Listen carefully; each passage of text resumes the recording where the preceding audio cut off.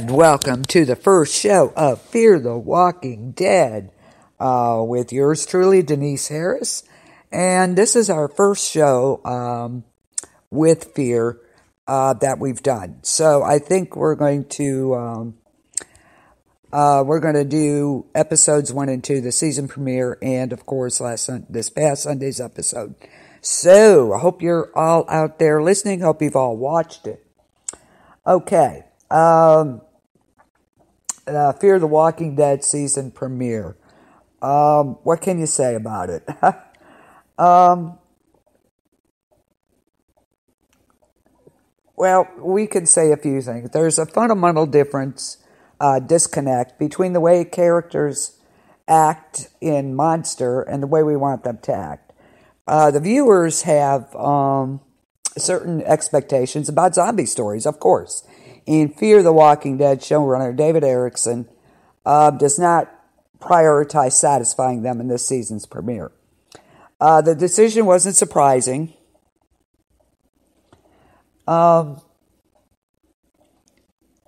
how season 1 was so drawn out and anticlimactic, it's not a bad thing either. And of course, Erickson and The Walking Dead co-creator Robert Kirkman, of course, have made Fear the Walking Dead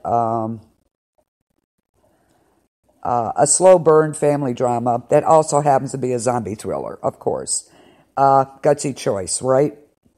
And that's also why, despite its slow pace, I can't really condemn Monster. This was the name of the first episode. Like Fear the Walking Dead, it's too frustrating but too eccentric to be dismissed.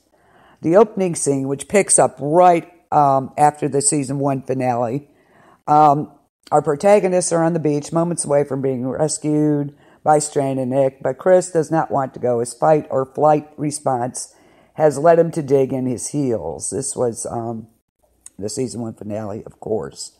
His relationship with Travis, an estranged parent, has never been ideal. But when you introduce that dynamic to a scene with familiar stakes, and we as zombie fans, fans of zombie movies, shows, video games, know this setup too well, right? It's tough not to see his reluctance to budge as anything but an unbelievable plot designed to drum up conflict. How can you not roll your eyes at a table setting scene where one of the show's least essential main characters pitches a fit, putting Travis's group in danger because he doesn't know that his mother is a zombie, okay? And zombies don't heal, regenerate, or get better. And that's the crux of Fear the Walking Dead's main conceit. What if you lived in a world where characters didn't have the knowledge that we do and couldn't rely on established notions of how the world would work post-zombie crisis? This is what made Rick Grimes a compelling hero in TWD's first season. He didn't know what to do, how to act, or who to rescue in a world where alpha males weren't at the top of the food chain. But back to this opening scene. Raise your hand if you wanted to scream, "Why can't you be more like Nick?" It was hard not to watch it.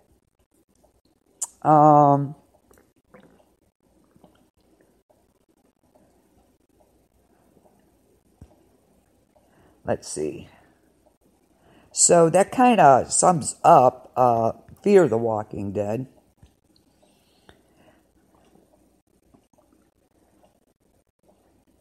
It kind of, I really had a hard time getting into Fear.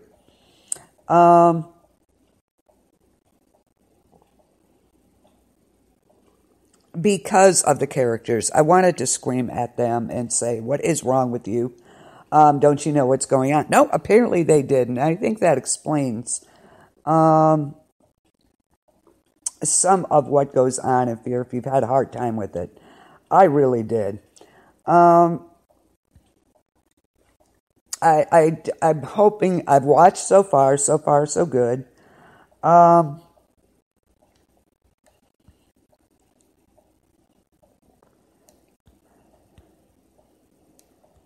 So we shall see. Episode 1 was really good.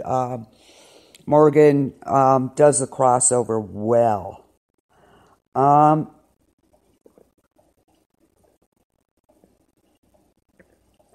I was kind of surprised at how well it did work. He had the time jump in fear. And Morgan, of course, running and and of course you see John Dory in there.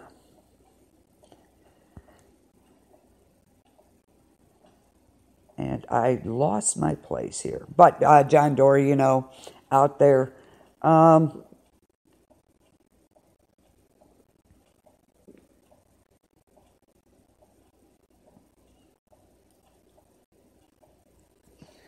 he's talking to himself, basically. I haven't talked, in a year or whatever.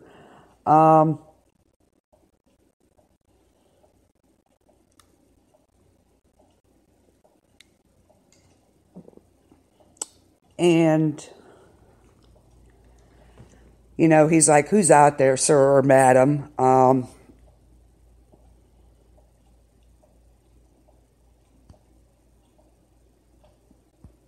Okay.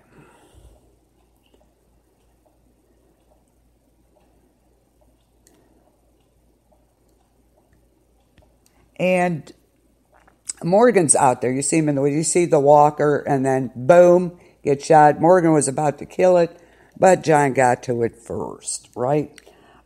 He was definitely a different animal out there. He was interesting, to say the least.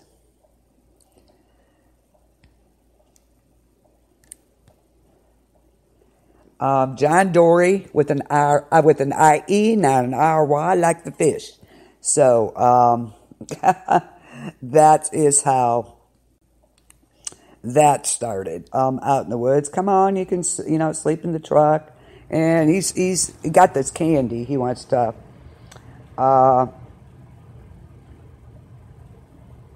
Talk about.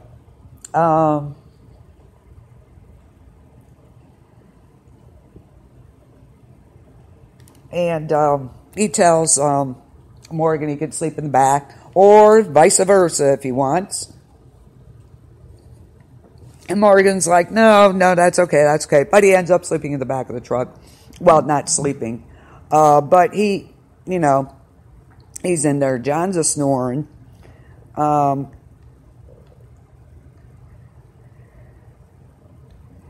And, Morgan sneaks out. So he goes on his way.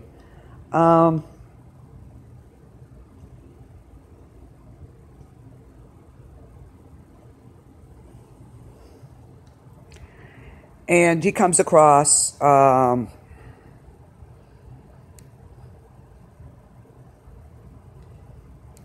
don't know. Is this season 4 of Fear? Ike, do you know what season? Is this season 4? I lost track with Fear. I really did. Is this season 4, Ike, for Fear?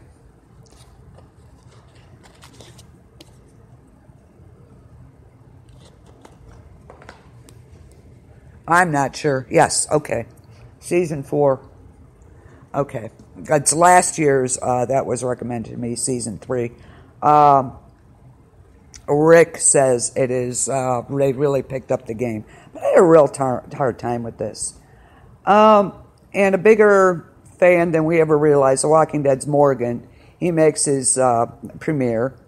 And of course his biggest words are, I want to be alone. Okay, we get it, Morgan. But at every turn for him, it seemed much easier said than done. Maybe, sir or madam, you are not there. Of course, this is John Dory, like we talked about. And what book was he reading? It was interesting, I thought. Love story. Wasn't that nice? Because he hears something. I haven't used my voice in a while, he admitted. Am I talking too loud? Immediately, John came off as a pretty likable simpleton. And if you watched Raising Hope, that's one of John Garrett Dillahunt's specialties. That's how he acts. John also came off eager to talk. That's what I thought, season 4. I put that on there, but I wasn't sure after I did it. Gotcha. And, of course, if you watch Raising Hope, I didn't. Sorry. Garrett Dillahunt's in that. That he also comes off that way. He didn't reckon he'd spoken in a year or so, you know. When not seeing how words like pot of ball felt on his lips after being silent for so long, he offered his unseen visitor popcorn, books, and the romantic story of how he'd fallen for a woman who'd shown up one day at his former cabin. It didn't really matter to him if he was only talking to himself.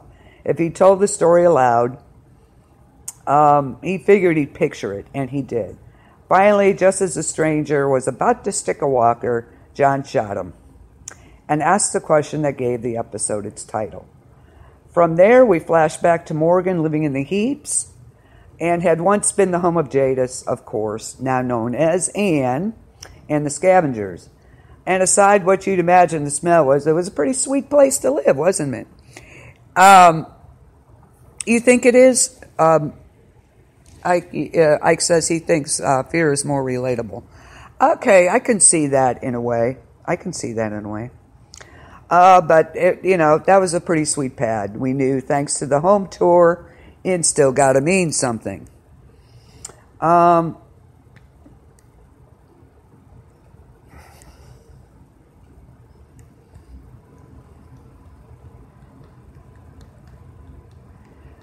course, we saw, Jadis's sweet bunker pad there.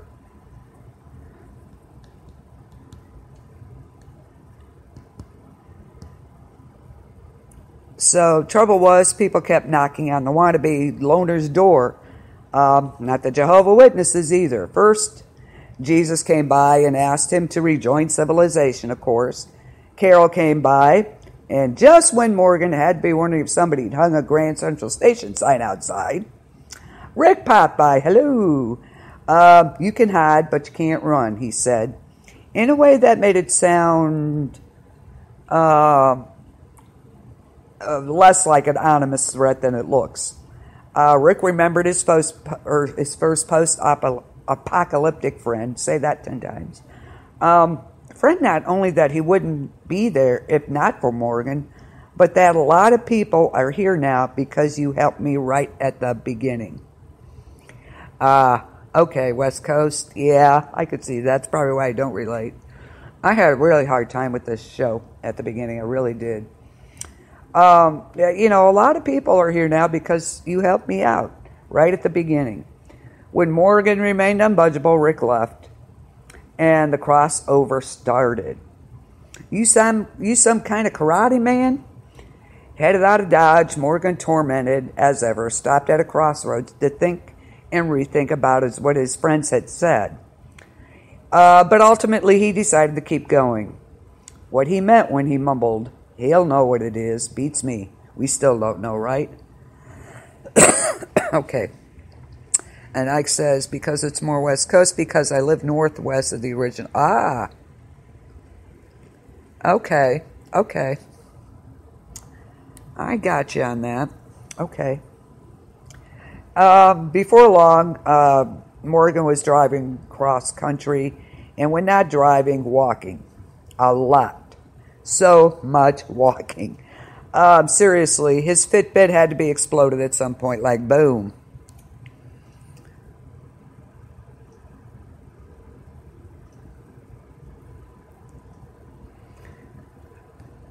And of course, he traveled a lot. It didn't seem like a lot of time, but it was.